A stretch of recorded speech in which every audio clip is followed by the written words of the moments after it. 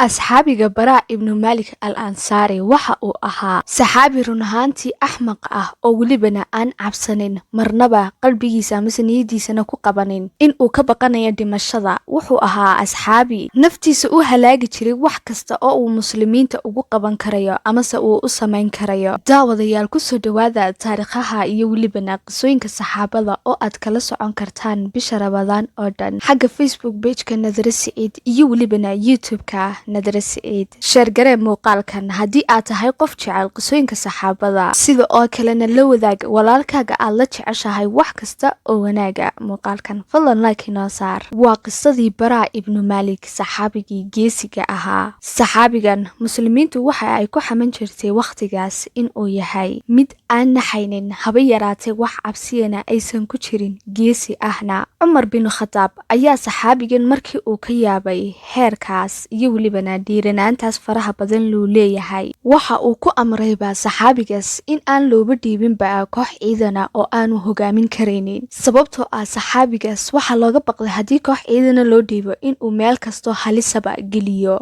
Baraa ibnu Maalik waa saxaabi aan naxaynin, cabsanaynin oo xitaa marnaba isdhiibaynin. Waxa dhacday xilligii nebigu uu dhintay amase markii uu nebigu dhintay, naxariisii nabadgelyo korkiisa ha ahaatee, waqtigaas uu geeriyooday nebigu calayhi salaatu wasalaam, waxa dhacday muslimiintii in ay galeen nolol mugdi ah oo welibana aad iyo aad u adag. Sababtoo ah qaar badan ayaaba aamini waayey geeridii nebiga calayhi salaatu wasalaam. Qaar badan oo muslimiin ahna ay kaba baxeen diinta islaamka. Run ahaantii muslimiinta waqtigaasi wuxuu u ahaa waqti aad iyo aad u adag oo mugdi u ah. Waxa ay waayeen nebi maxamed calayhi salaatu wasalaam oo dhex joogay iyo welibana waxyigii soo degayey. qaar badanna diinta islaamka ayayba kaba baxeen. Waqti adag ayuu islaamka u ahaa markaas, iyadoo caqabadaasi haysato muslimiinta run ahaantii oo ay niyad jabsan yihiin, ayaaba waxa soo baxay nin la yidhaahdo Musalimatul Kadaab oo sheeganayaba inuu yahay nebigii bedelayay nebi maxamed oo lasoo diray.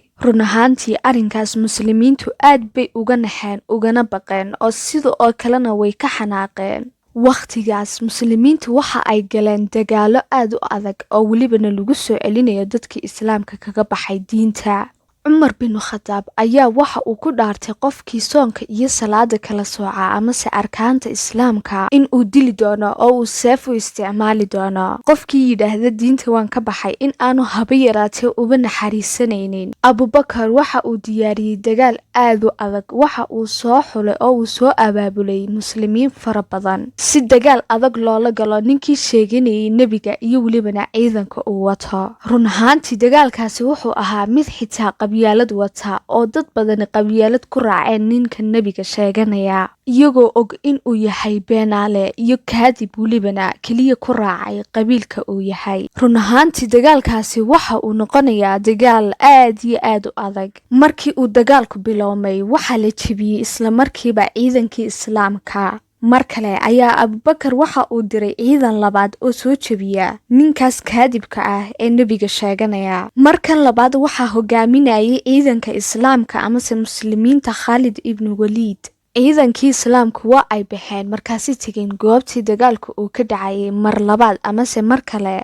Run ahaantii muslimiintii waa la soo riixay amase waa laga awood batay. Muslimiintii waxay u ekaanayeen markaas qaar marba marka ka dambaysa laga awood badanayay oo dad badan ayaa laga dilayay. Xitaa waxa dhacday in laysla gaadhay heer xitaa gaaladii ay yimaadeen Khalid ibn Waliid teendadiisii oo ay fujiyeen, sida oo kalena xaaskii Khalid amase amiirkii markaa hogaaminayay ciidanka ee Khalid bin Waliid xaaskiisii in ay arkeen oo welibana is yidhaahdeen dila. Kadib qaar ka mida ay yidhaahdeen dumarka lama dilo oo ay sidaa ku badbaaday xaaskii Khalid bin Waliid. Run ahaantii xaaladii waxay u ekaatay mid aad iyo aad u adag. Muslimiintu waa markii labaad ee laga guuldaraystay amase dib ay u soo riixeen. Haddii ay sidaa isku dhiibaan amase ay iskaga tagaana dhibaato weyn ayay u keenaysaa dhammaanba inta islaamka ah, oo waxaa la rabaa in la dhabar jebiyo amase la jebiyo ninka nebiga sheeganaya iyo ciidankiisaba. Sababtoo ah haddii ay iyagu guulaystaan waxa ay ka hor imanayaan faafitaanka diinta islaamka.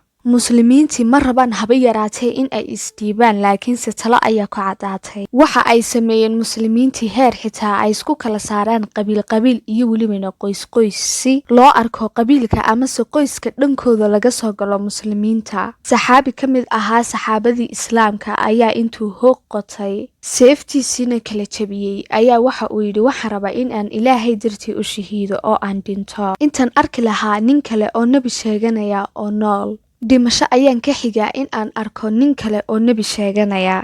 xaaladdu markii ay bartaa maraysay, khaalid ayaa waxa uu eegay saxaabigii baraa ibnu maalik oo uu ku yidhi arrinku aad buu u adag yahay, markan waa lagu fasaxaya oo welibana ciidan ayaa lagu dhiibayaa. in badan ayaa la yidhi saxaabigan amase ninkan ka ilaaliya inaad ciidan u dhiibtaan, sababtoo ah wuu halaagayaa oo mid naxaya maba ahaa, meel kastana wuu gelinayaa oo wuu la gelayaa. markan waa markaagii ee gal dagaalka.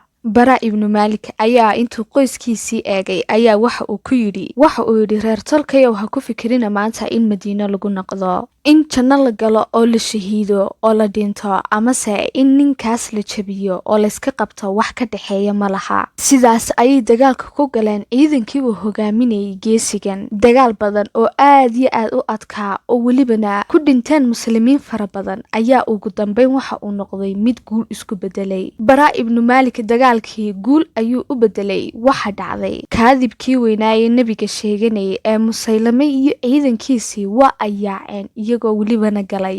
dhammaantoodba waa ay baxsadeen iyagoo cararay. waxa ay galeen beer loo bixiyey xadiiqatulmowt oo ay is yidhaahdeen naftiina ku badbaadsada. haddaba beertaasi waxay ahayd mid aad iyo aad u adag oo dhufaysyo badan ayay lahayd, sida oo kalena albaab aad u weyn ayay lahaydoo way xidheen albaabkiina. xagga sarena waa ay wada taagnaayeen iyagoo mid kastoo muslimoo usoo dhowaadana ay ku dhufaneen kuna tuurayeen waran. arrinkaasi muslimiintii waxa uu ku noqday mid aad iyo aad u adag oo way geli kari waayeen beertii. geesigii muslimiinta ee aan naxaynin baraa ibnu maalik ayaa waxa uu keenay fikrad. waxa uu yidhi waxa aad soo qaadaan gaashaan, aniga ayaa ku fadhiisanaya buu yidhi gaashaankaas. dhowr warmo ahna soo qaada idinkoo kor iigu qaadaya gaashaankaas iyo waramadaas si aad xagga sare ee beerta iigu dul tuurtaan. sidii ayay sameeyeen muslimiintii oo baraa ayay gaashaankii waramadii ku qaadeen iyagoo ku tuuraya beerta. isla markii ay sidaa u tuureen ayaa waxa uu ku dhex dhacay tobanaan iyo welibana kumanaan gaalo ah oo bartaa ku jirtoo sugaysay. isla markiiba waxa uu galay dagaal aad u adag isagoo dilay 100. ayaa waxa uu albaabkiina ka furay muslimiintii oo sidaa kusoo galay iyaguna beertii. dagaalkiina halkaas kasii bilaabay lagu jebin lahaa kaadibkii weynaaye nebiga sheeganayay. muslimiintii waxa ay qaadeen dagaal aad iyo aad u adag oo ay godkoodii ugu galeen. waxa ay kasoo daadinayeen sida oo kalena gidaarka iyagoo welibana beerta amase godkii gelayay. baraa ibnu maalik isagana waxaa soo gaadhay dhaawacyo aad iyo aad u cuslaa, 80 dhaawac oo warama iyo wax kastaba lahaa. haddana waxa dhacday mar labaad in laga guulaystay gaaladii oo dhammaantoodba bartaa lagu wada jebiyey laguna wada laayay. dagaal aad iyo aad u adkaa. gaaladii waxa laga dilay 20,000 oo ciidan. goobtaas amase beertaasna waxaa loo bixiyey xadiiqatulmowt. baraa ibnu maalikna waxa uu ahaa haliyey geesi ah oo welibana aan naxaynin marnaba isdhiibayninna. saxaabigaasna waxaa loo bixiyey caashaqulmowt, midkii geerida jeclaa. saxaabigaas markii dambe waxa uu kasoo kabtay amase uu kasoo kacay dhaawacyadii aadka uga cuslaa ee loo geystay. waxa uu odhan jiray markasta waxaan rabaa in aan noqdo shahiid shahaado helay. waxaan rabaa buu yidhi in aan u dhinto ilaahay dartii. daawade qisadan cajiibka ah ma ka heshay? haddii jawaabtaada ay tahay haa, fadlan kommentiga noogu reeb iyo welibana siday kula ahayd qisadani. sida oo kalena muuqaalkan ha ka ilaawin in aad sheergarayso si aad saaxiibada ula wadaagtid qisadan cajiibka ah. ma jeclaysan lahayd in aan kasoo hadlo qisooyinka noocan oo kale ah? fikirkaagu waa ii muhiim. daawade haddii aad nala joogtay ilaa iyo dhammaadka muuqaalkan waa aad ku mahadsan tahay.